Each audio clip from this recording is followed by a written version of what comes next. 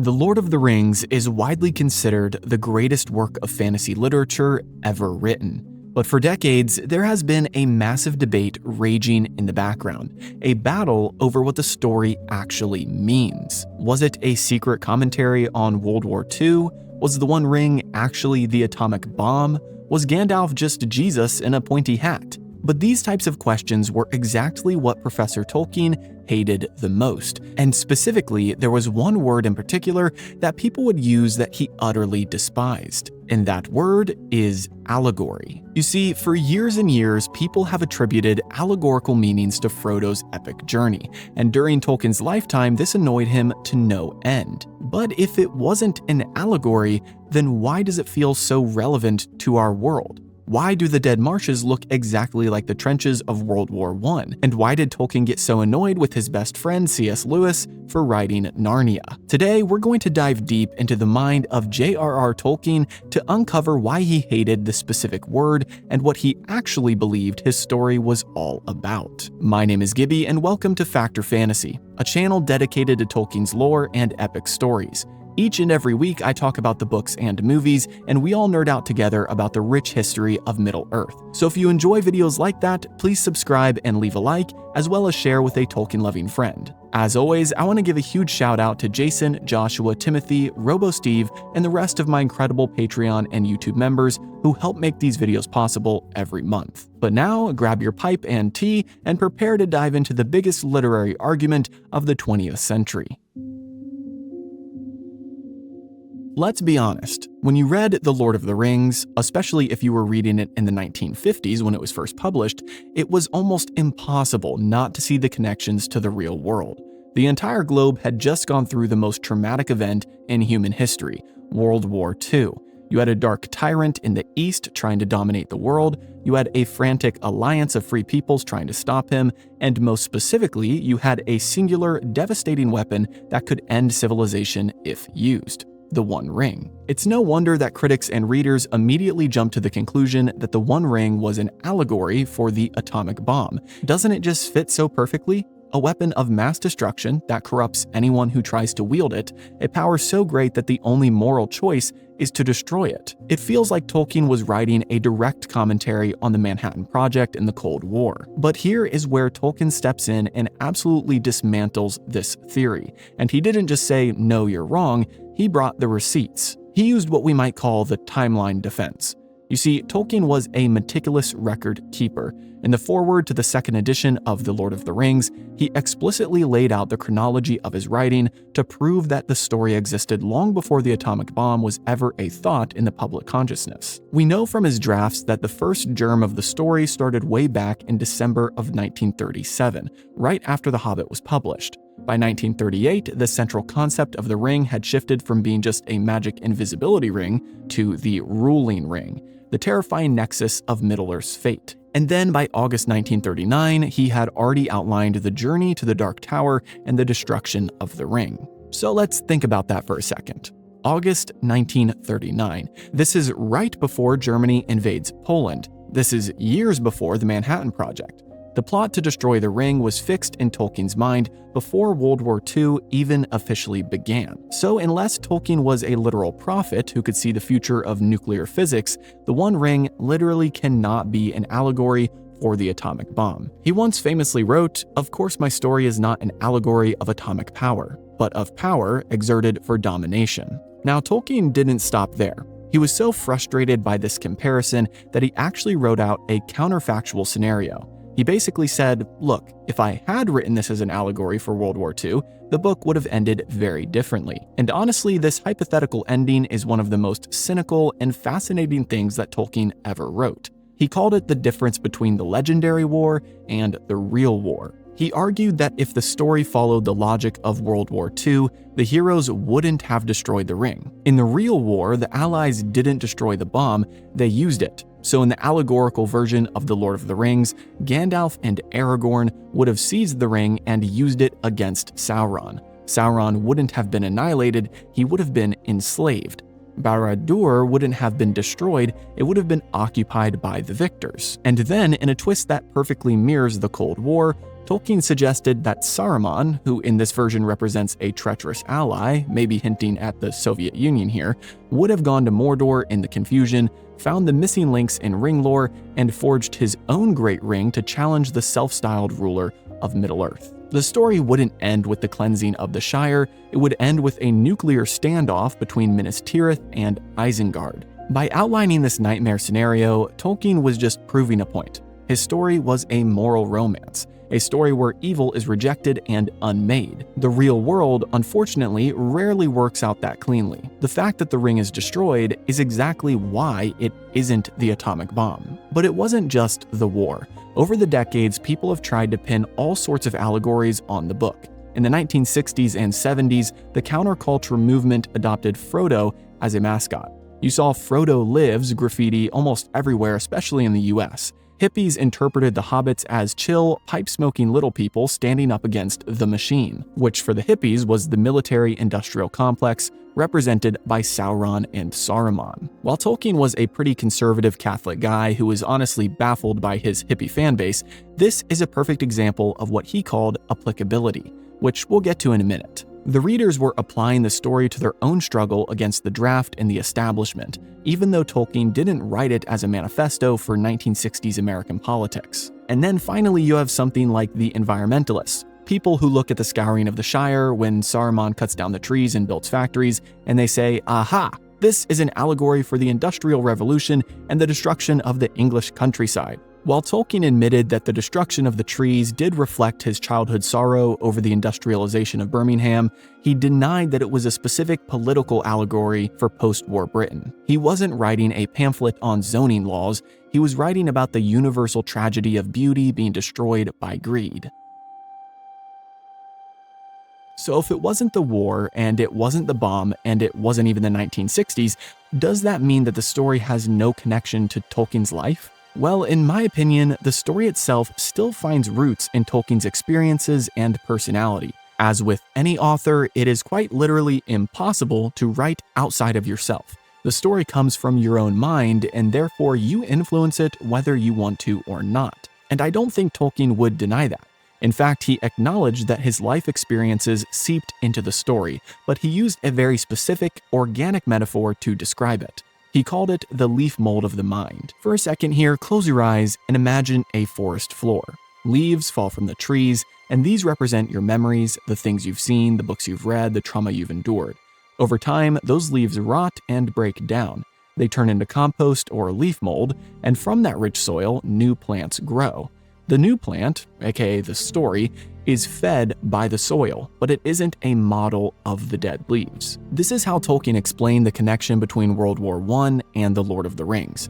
You have to remember that Tolkien was a soldier. He fought in the trenches of the Somme, one of the deadliest and most horrific battles in human history. He saw his friends die. He saw the landscape turned into a cratered hellscape of mud and wire. In the foreword of The Lord of the Rings, Tolkien wrote, "By 1918, all but one of my close friends were dead."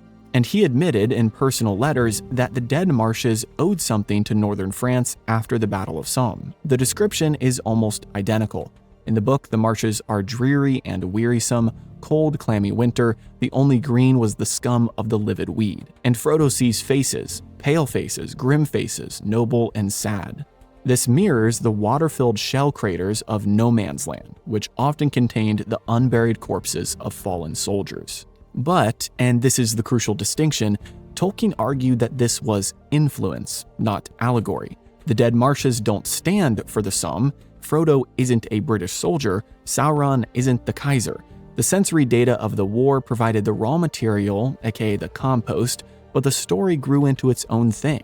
The Somme gave Tolkien the knowledge of what a wasteland looks like and smells like, but it didn't dictate the meaning of the wasteland in the story. Another incredibly powerful example of this leaf mold is the love story of Beren and Luthien. This is the emotional core of his legendarium. A mortal man falls in love with an immortal elf maiden, and she gives up her immortality to be with him.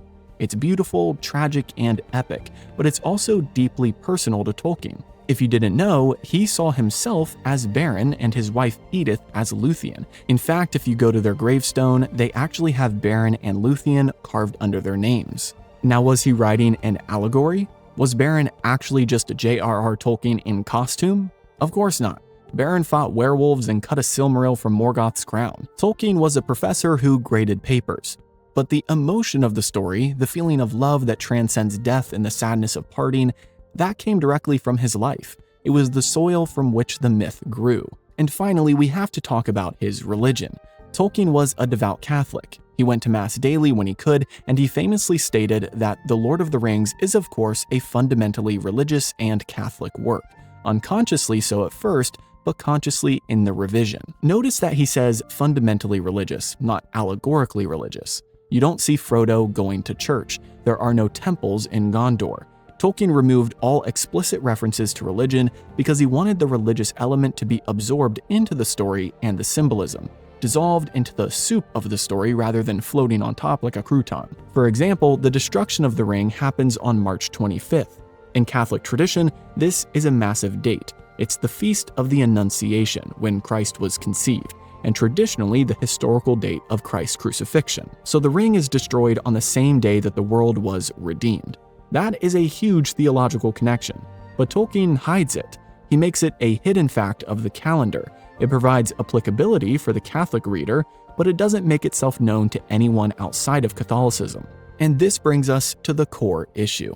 If influence is okay and religious undertones are okay, why did he hate the word allegory so much? What is the difference? To understand Tolkien's beef with allegory, we have to look at his definitions. He wasn't just using the word casually. Tolkien was a philologist. He cared about words. And in his mind, there was a sharp line between allegory and applicability. I'm going to share the full quote from the foreword of The Lord of the Rings once again, because it is quite literally his thesis statement for this argument. He says, "I much prefer history, true or feigned, with its varied applicability to the thought and experience of readers. I think that many confuse applicability with allegory, but the one resides in the freedom of the reader and the other in the purpose domination of the author." Did you catch that? Domination versus freedom. For Tolkien, allegory is an act of domination. It's the author forcing a single meaning down the throat of the reader. It's a puzzle where the author holds the key. If I write a story where character A represents communism and character B represents capitalism, I am dictating exactly how you're allowed to read my story. You are not free to imagine character A as anything else. You are just decoding my message. It's mechanical. It's a lecture disguised as a story. Applicability, on the other hand, resides in the freedom of the reader. Tolkien wanted to create a world that was so consistent, so detailed, and so real, even if feigned, that you could walk around in it and apply your own life however you saw fit. If you read about the orcs and think, man, this reminds me of World War II, that's your right. If you read about them and think, this reminds me of the way my corporate boss treats me, that is also valid. Tolkien isn't telling you what to think, he's giving you a lens to look through. Tolkien once used a brilliant metaphor called the Allegory of the Tower. He described a man who inherits a field of ancient stones. Each stone represents historical sources and real-world events. The man uses these stones to build a tower. The tower is meant to be a work of art. And then he uses that tower to climb up and look out at the sea. But then the critics come along. They see the tower and say, hey, that stone belongs to an ancient ruin. That stone looks like World War II. So what do the critics do? They push the tower over. They destroy the art so they can examine the stones. They say what a muddle this is, and they analyze where the stones came from, but they miss the point. The man built the tower so he could look at the sea. Tolkien argues that by reducing a work to its sources, by allegorizing it, critics knock over the tower. They destroy the view to inspect the rubble. Which, by the way, is one of the most brilliant metaphors I've ever heard.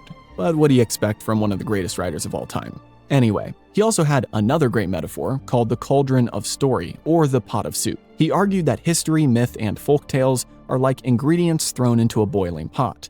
Over time, these elements break down and fuse into a new soup. You might throw in a bone that was once a historical King Arthur, or a carrot that was a biblical theme. But if the soup is cooked right, you shouldn't be able to taste the individual ingredients anymore. You just taste the soup. Allegory, in Tolkien's view, is when you try to pull the bones back out of the soup, or worse when you throw ingredients in that refuse to boil down. This is what actually the main source of conflict was between Tolkien and his best friend C.S. Lewis.